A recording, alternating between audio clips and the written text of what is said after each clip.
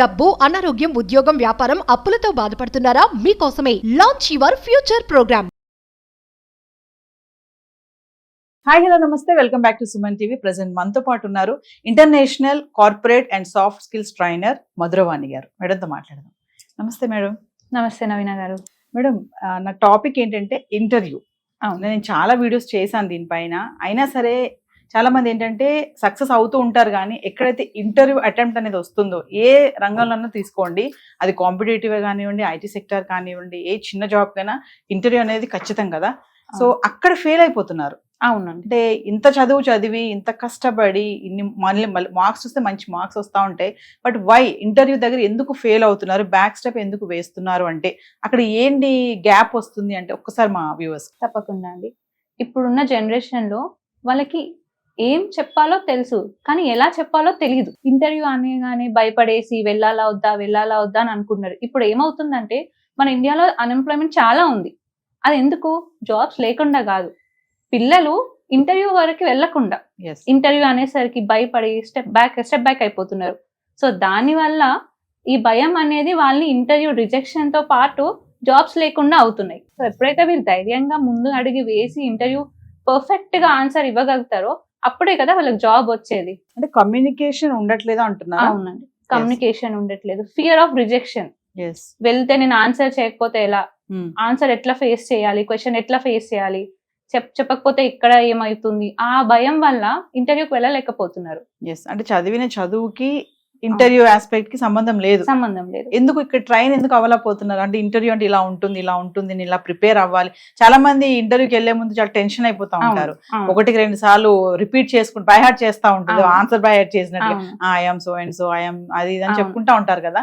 ఎందుకు అంత కంగారు పడడం ఇదంతా? అంటే ఇప్పుడు మనకి బీటెక్ అనుకోండి, 4 years వాళ్ళకి టెక్నికల్ స్కిల్స్ పైనే వాళ్ళకి మొత్తం ట్రైన్ చేస్తారు, సాఫ్ట్ స్కిల్స్ పైన చెయ్యరు. స్టూడెంట్స్ కి తెలీదు ఎట్లా ఆన్సర్ చేయాలి, ఇంటర్వ్యూకి ఎలా వెళ్ళాలి.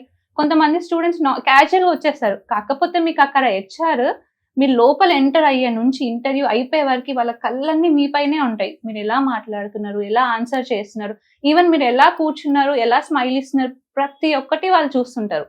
మీకు ఎంత టెక్నికల్ స్కిల్స్ ఉన్నా ఈ సాఫ్ట్ స్కిల్స్ లేకపోతే మీరు సెలెక్ట్ అవ్వలేరు. మీరు చాలా 100% మీరు టెక్నికల్ స్కిల్స్ ఉండొచ్చు మీకు, కాకపోతే మీరు అక్కడ టెల్ అబౌట్ యువర్ సెల్ఫ్, అది ఫస్ట్ క్వశ్చన్. మీరు అదే చెప్పలేకపోతే మీరు అక్కడే రిజెక్ట్ అయిపోతారు కదా. సో అందుకని టెక్నికల్ స్కిల్స్ ఎంత ఇంపార్టెంటో సాఫ్ట్ స్కిల్స్ కూడా అంతే ఇంపార్టెంట్. చాలా మంది అంటూ ఉంటారు, ఇంటర్వ్యూకి వెళ్ళిన అంటే సజెస్ట్ చేస్తారు కదా వాళ్ళు వీళ్ళు, ఫ్రెండ్స్ కానీ రిలేటివ్స్ కానీ, అదే ఇంటర్వ్యూకి వెళ్తున్నావు వాళ్ళు కూర్చోమంటేనే కూర్చోవాలి, డోర్ ఇలా నెట్టుకొని వెళ్ళకూడదు, కమ్మిని అని అడగాలి, వెళ్ళగానే కూర్చోమన్నప్పుడే చైర్ కూడా లాగకూడదు, ఇవన్నీ చెప్తా ఉంటారు. నిజంగా ఇవన్నీ ఉంటాయా? 100% ఉంటాయండి. ప్రతి ఒక్కటి చూస్తారు. మీరు ఒక్కటి వెళ్ళేది కార్పొరేట్ వరల్డ్ లోకి, సో ఇక్కడ మీరు ఎలా బిహేవ్ చేస్తారో అదే కదా వాళ్ళు కూడా ఎక్స్పెక్ట్ చేసేది. సో అంతేకాదు మీ రెజ్యూమ్ కూడా, అంటే మీ ఫస్ట్ షేక్ హ్యాండ్ మీ రెజ్యూమే. ఈ మీ కార్పొరేట్ మూవీలో హీరో మీ రెజ్యూమే. మీ రెజ్యూమ్ పర్ఫెక్ట్ లేదనుకోండి, మీరు అక్కడే రిజెక్ట్ అయిపోరు, మీరు ఇంటర్వ్యూ వరకు కూడా వెళ్ళరు. చాలా మంది స్టూడెంట్స్ ఏం చేస్తారంటే రెజ్యూమ్స్ లో ఉన్నవి లేనివి అన్ని యాడ్ చేస్తారు. ఏదో బయోడేటా రాసినట్టు 2-3 pages పెడతారు. లేదు, ఫ్రెషర్స్ కి 1 page రికమెండెడ్. వాళ్ళ ప్రాజెక్ట్స్ ఏంటి, వాళ్ళ స్కిల్స్ ఏంటి, ఈ ప్రాజెక్ట్స్ అండ్ స్కిల్స్ వాళ్ళకి కంపెనీలో ఎలా యూజ్ అవుతాయి అది చూస్తారు. ఇప్పుడు ఒక కంపెనీకి అప్లై చేస్తున్నారు అనుకోండి, ఆ కంపెనీ జాబ్ డిస్క్రిప్షన్ ఏంటి, వాళ్ళకి నేను ఏమి ఇవ్వగలను, ఆ పాయింట్స్ మీరు రెజ్యూమ్ లో యాడ్ చేసుకున్నట్టయితే మీరు రెజ్యూమ్ పంపించినప్పుడే మీరు రెజ్యూమ్ స్క్రీన్ చేస్తారు వాళ్ళు. అప్పుడు మీ ఫస్ట్ స్టెప్ మీరు ఇంటర్వ్యూకి వెళ్ళడానికి. రెజ్యూమ్ నిండా ఇన్ఫర్మేషన్ బాగా ఉంటేనే నేను చాలా టాలెంటెడ్ గా ఉన్నానని తెలుస్తుంది అవతల వ్యక్తి, కానీ నిండా మీరు అన్నట్టుగా 2-3 పేజీలు నింపేస్తారు. ఇంకా కొంతమంది అయితే ఆ నెట్ సెంటర్ కి వెళ్ళిపోయి అతనికి చెప్పేస్తారు డీటెయిల్స్ షార్ట్ అండ్ స్వీట్ గా, ఇంకా నువ్వు నింపరా మొత్తం అంతా అని చెప్పేస్తారు. అంటే మీరు అన్నట్టుగా 1 పేజ్ సరిపోతుంది అంటున్నారా? ఖచ్చితంగా 1 పేజ్ సరిపోతుందండి. అంటే ఫ్రెషర్స్ కి మీరు ఎక్స్పీరియన్స్ అనుకోండి, మీ ఎక్స్పీరియన్స్ 2 pages రికమెండ్, అంతకన్నా ఎక్కువ పెట్టద్దు. మీరు 1 page లో పెడతా, ఇప్పుడు మీరు అన్నట్టు 2-3 pages నింపేస్తున్నారు.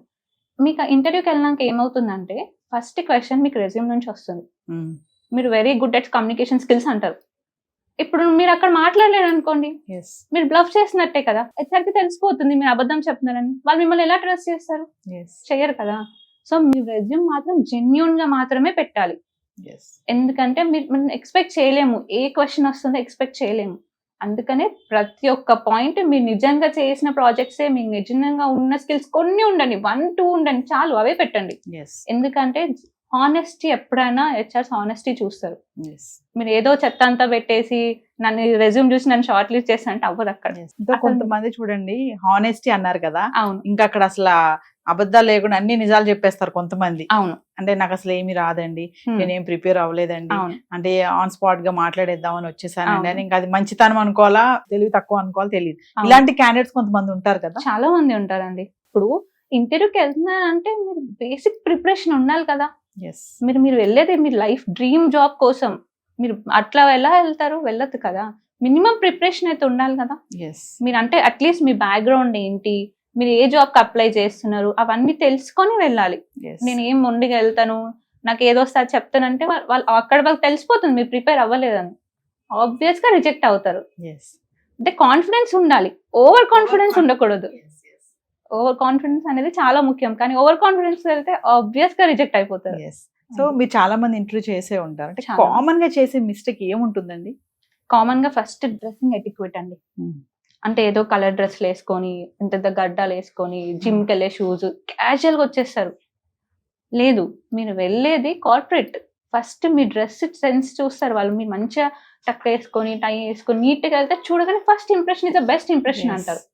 సో అందుకని అమ్మాయిలైనా అబ్బాయిలైనా కానీ కొంచెం నీట్ గా డ్రెస్అప్ అయ్యాలి, మంచి క్లీన్ షేవ్ చేసుకొని మంచి నీట్ గా వెళ్తే, ఎందుకంటే మీ అపీరియన్స్ మీ బిహేవియర్ గురించి చెప్తుంది అక్కడ. సో అది మెయిన్, డ్రెస్సింగ్ ఎటిక్వేట్ చాలా ఇంపార్టెంట్. అండ్ కాన్ఫిడెన్స్ కూడా. ఇందాక ఒక మాట అన్నారు, tell me about your self అనేది ఒక ఫస్ట్ క్వశ్చన్ ఉంటుంది.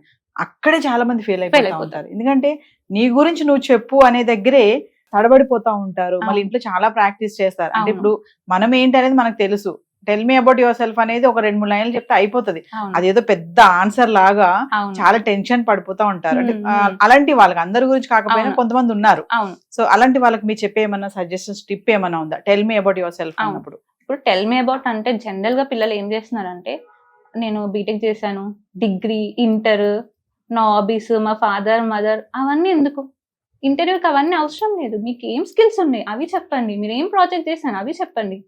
నేను నా స్టూడెంట్ కి మేము చెప్పేది, మీ ప్రెసెంట్ చెప్పండి అండ్ మీ పాస్ట్ చెప్పండి. పాస్ట్ ఇన్ ద సెన్స్ మీరు ఏం ప్రాజెక్ట్ చేశారు, మీ ప్రాజెక్ట్స్ లో ఏం అచీవ్ చేశారు, అండ్ మీ స్కిల్స్ చెప్పండి, మీకు ఏం స్కిల్స్ ఉన్నాయి. అండ్ మీ ఫ్యూచర్ అంటే మీ ప్రాజెక్ట్ ఇంకా మీ స్కిల్స్ కలిపి మీరు కంపెనీకి ఏమి ఇవ్వాలనుకుంటున్నారు. సో ఇలా కానీ మీరు సెల్ఫ్ ఇంట్రొడక్షన్ ఇస్తే హెచ్ఆర్ కి ఇంప్రెస్ అవ్వడం తప్ప వేరే ఆప్షన్ ఉండదు. సో ఇంత కాన్ఫిడెన్స్ గా మీరు ప్రాక్టీస్ అయ్యి చెప్తే ఫస్ట్ ఇంప్రెషన్ బెస్ట్ ఇంప్రెషన్ అన్నాం కదా, అక్కడే ఇంప్రెషన్ లాక్ అయిపోతుంది. సో మధురవాణి గారు, మనం ఇంకొక వీడియో చేద్దాము. అసలు ఇంటర్వ్యూ అనేది చాలా పెద్ద టాపిక్ ఇది. అవును, డెమో కూడా చేయాలనుకుంటున్నాను. అంటే ఎలా మనం ఇందాక మాట్లాడుకున్నట్లే లోపలికి ఎలా రావాలి, ఎలా కూర్చోవాలి, ఎలా అటెంప్ట్ చేయాలి, ఇంకా మీరు చాలా చెప్పారు డ్రెస్సింగ్ విధానం దగ్గర టాప్ టు బాటమ్ అంతా కూడా చూస్తా ఉంటారు అలర్ట్ గా అని చెప్పేసి. సో మరొక వీడియో మళ్ళీ చేద్దాం మన ఇంటర్వ్యూ పైన. Thank you.